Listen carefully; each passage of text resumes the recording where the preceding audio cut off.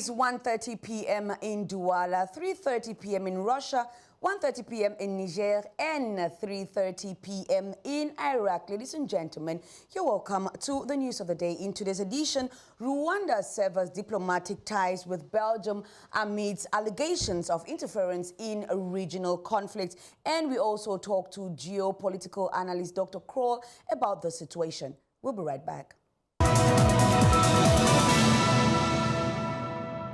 A diplomatic storm is brewing in Central Africa as Rwanda has cut ties with Belgium, accusing the European nation of meddling in regional affairs and perpetuating colonial-era attitudes.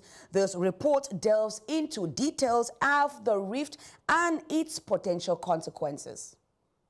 Rwanda has severed diplomatic ties with Belgium, effective immediately, citing the European nation's alleged interference in regional conflicts and its historical role in destabilizing Rwanda.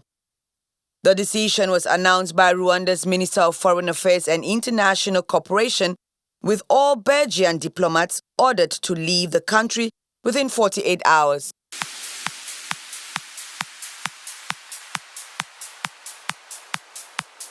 Rwanda's government accused Belgium of consistently undermining the country, particularly in relation to the ongoing conflict in the Democratic Republic of Congo.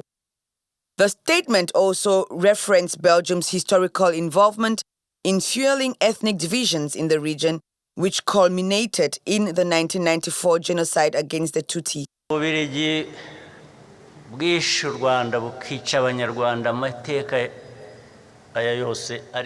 Belgium destroyed Rwanda and killed the Rwandans. And this history goes beyond just the past 30 years. They would come back and forth to us and kill even those who survived. We warned them long ago, and we are going to warn them again today.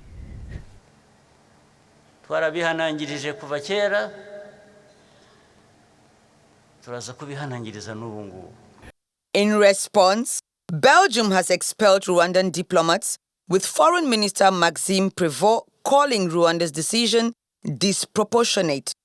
The European Union has also imposed sanctions on 9 individuals linked to the conflict, including 3 senior commanders of Rwanda's military. The diplomatic fallout is likely to have significant repercussions for Rwanda and the surrounding region. The diplomatic crisis between Rwanda and Belgium has reached a point of no return. The Rwandan government has announced the official severance of its relationships with Brussels, marking a new escalation in tensions between the two nations. The decision, which came as a surprise to some observers, comes against a backdrop of growing tensions over the past few months. Pauline Utu. C'est par un communiqué rendu public que le Rwanda annonce la fin de ses relations diplomatiques avec la Belgique. Aujourd'hui, la Belgique a clairement pris parti dans un conflit régional et continue à se faire mobiliser systématiquement contre le Rwanda dans les différents forums, utilisant mensonges et manipulations pour créer une opinion hostile, injustifiée à l'égard du Rwanda, dans le but de déstabiliser le pays et la région. Une rupture qui trouve son origine principale dans la crise sécuritaire qui secoue l'Est de la RDC. Selon Kigali, la Belgique, tout comme d'autres pays européens, a adopté une position critique vis-à-vis du Rwanda, appelant ainsi à des sanctions contre le régime de Kagame pour son rôle présumé dans l'instabilité régionale. Kigali accuse également le gouvernement belge de plaider en faveur des sanctions renforcées de l'Union européenne contre le Rwanda depuis février 2025. Avant cette rupture diplomatique, le président rwandais s'est exprimé devant une foule, accusant la Belgique d'avoir détruit le Rwanda. Je parle de la Belgique et je vais leur envoyer un avertissement. La Belgique a détruit le Rwanda, a tué des Rwandais, et cette histoire est plus ancienne que les 30 dernières années. Nous les avons prévenus il y a longtemps, et nous allons les prévenir encore une fois aujourd'hui. Alors que le gouvernement rwandais avait donné 48 heures aux diplomates belges pour quitter le pays, le gouvernement belge, en retour, a annoncé l'expulsion des diplomates rwandais et la suspension des aides au développement. Cette décision est disproportionnée et illustre que lorsque nous sommes en désaccord avec le Rwanda, il préfère ne pas dialoguer. Une rupture qui pourrait affecter les échanges économiques et commerciaux entre les deux nations. As earlier mentioned, we connected with geopolitical analyst Dr. Kroll to talk more about the diplomatic situation between Rwanda and Belgium. So good day, Dr. Kroll, and tell us, was the breakdown of diplomatic relations between Rwanda and Belgium foreseeable? Merci, bonjour Blandine Jinka. Bonjour à tous vos millions de téléspectateurs. Merci de m'avoir invité ici sur le plateau de The News of the Day. Vous savez qu'aujourd'hui, par exemple, le Rwanda a choisi de parler l'anglais comme langue nationale au détriment du français. Ça, c'est des signaux forts que Kagame apporte. Mais on comprend aussi, c'est parce que Kagame veut basculer dans ses relations diplomatiques, abandonner la Belgique qui était son partenaire de prédilection, abandonner la France qui était le partenaire de substitution pour aller maintenant vers le monde anglo-saxon. Right, Dr. Kroll. So did Rwanda take the right diplomatic step in breaking off relations with Belgium? Alors, la rupture des relations diplomatiques, en fait, répond à une certaine critérologie. Au départ, lorsqu'il y a un désaccord entre deux États, l'État qui sent désavoué, désabusé dans ce petit problème qui peut naître entre eux, qu'est-ce qu'il fait? Il rappelle d'abord l'ambassadeur de l'État confrère. C'est-à-dire que dans ce cas présent, par exemple, ce qui devait se passer, c'est que Kigali devait rappeler l'ambassadeur belge à Kigali. C'est-à-dire que le ministre des Affaires étrangères, qui est le patron de la politique extérieure, devait convoquer l'ambassadeur de Belgique à Kigali. Si après cette convocation, rien n'y est fait, aucun compromis est trouvé, qu'est-ce qui va se passer? Le président de la République rappelle son ambassadeur en poste en Belgique, à Bruxelles. Vous savez que Bruxelles, en passant, c'est pratiquement la capitale diplomatique de l'Europe. OK. Si après cette convocation de l'ambassadeur de la Belgique, de Kigali en Belgique, la suite n'est pas toujours favorable, c'est à ce moment-là qu'on peut rompre les relations diplomatiques. Mais vous voyez, les choses sont allées très vite. À peine on annonçait déjà une rencontre, enfin, entre la RDC et le M23 directement en conclave. Hier lundi, il y a eu une assise de l'Union européenne où apparemment la Belgique aurait joué un rôle très important pour que 9 des dirigeants premiers, n'est-ce pas, du M23 ou alors du gouvernement rwandais soient traqués, soient punis, soient sanctionnés. Et je crois que c'est le déclin qui a mené, n'est-ce pas, Kigali a dit trop c'est trop. Nous, on croyait que Bruxelles était avec nous, mais apparemment, Bruxelles s'est retourné totalement vers, n'est-ce pas, la RD Congo. Et donc, à cause de cela, nous estimons que cela est trop. Et vous voyez que Bruxelles dit que cette mesure est disproportionnée. Justement parce qu'en réalité, on n'a pas eu la convocation de l'ambassadeur belge à Kigali, on n'a pas eu le rappel. Or, si on avait suivi les 3 étapes, difficilement la Belgique aurait trouvé que la mesure était disproportionnée. Mais parce que cela n'a pas été respecté, voilà, elle a créé un erreur. Okay, lastly, before I let you go, Dr. Kroll, who benefits from this rupture since Belgium has also asked Rwandan diplomats to leave their territory within 48 hours. L'impression qu'il gagne. Le Rwanda a l'impression qu'il gagne parce qu'il a un fort derrière lui.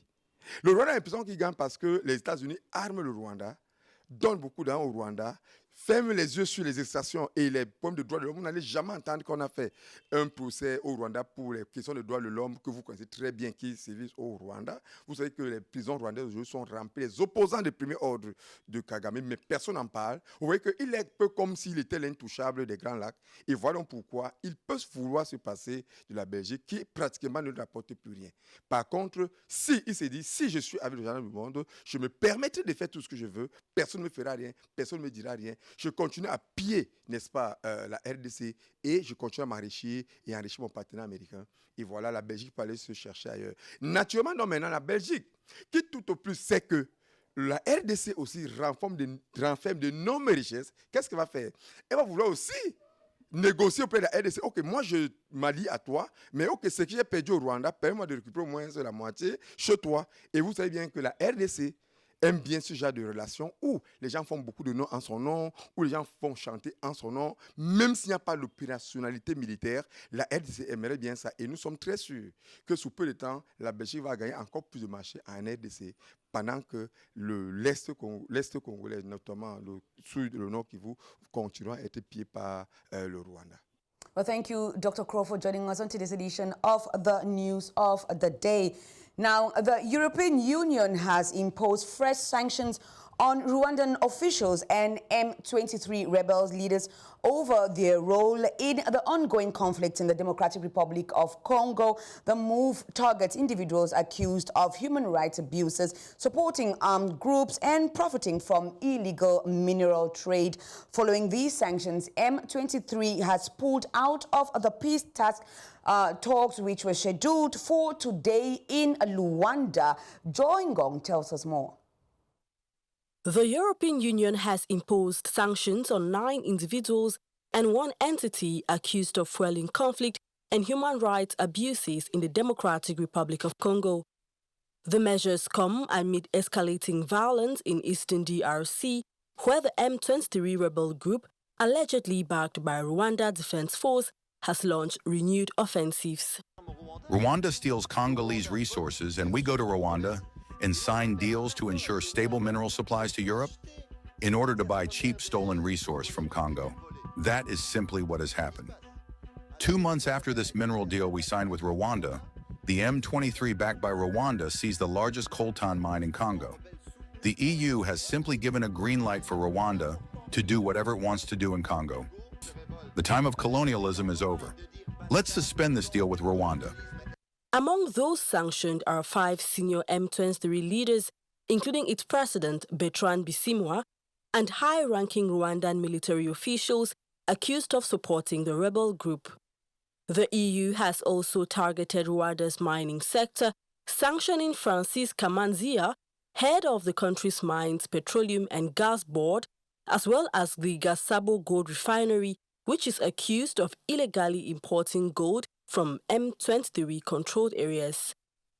With this move, EU sanctions now apply to 32 individuals and 2 entities linked to the DRC conflict. Those designated face a travel ban, asset freezes, and restrictions on financial dealings with EU entities. Rwanda doesn't feel fear to be isolated. We are facing an existential threat against our country from a genocidal force and from an international military coalition that was deployed on our border. In response, M23 has withdrawn from the peace talks scheduled for today in Rwanda, Angola, raising concerns about the future of diplomatic efforts to resolve the crisis.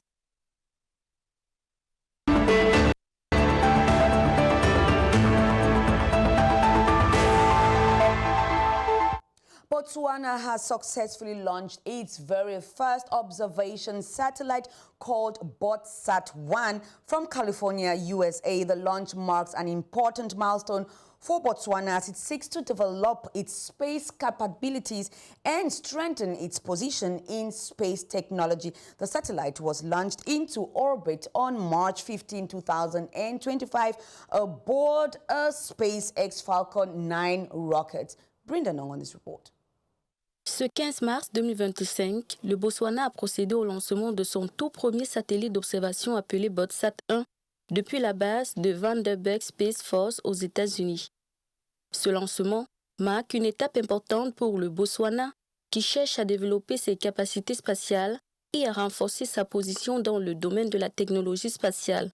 This project is profound, it is important, it is bringing different disciplines of engineering and the sciences, and it is truly advancing how we teach our students that they must work as teams to find solutions to issues and problems that they can encounter. And I'm very, very grateful that we have a group of young people registered in the Faculty of Engineering and Technology, pursuing their master's degrees and doctoral degrees to work on our first Botswana satellite. Le satellite BotSat-1 sera utilisé pour diverses applications notamment la gestion des ressources naturelles, la surveillance environnementale et la recherche scientifique, entre autres. Il est équipé d'une caméra hyperspectrale qui fournira des données cruciales pour améliorer les opérations minières et protéger l'agriculture contre les sécheresses. The mission will generate hands-on technical and mission operations experience for Botswana's engineers, further advancing the country's space technology capabilities. So that is what it says. These are some of the benefits that people of Botswana are going to get from these satellites. They are going to really enjoy it and may have the chance.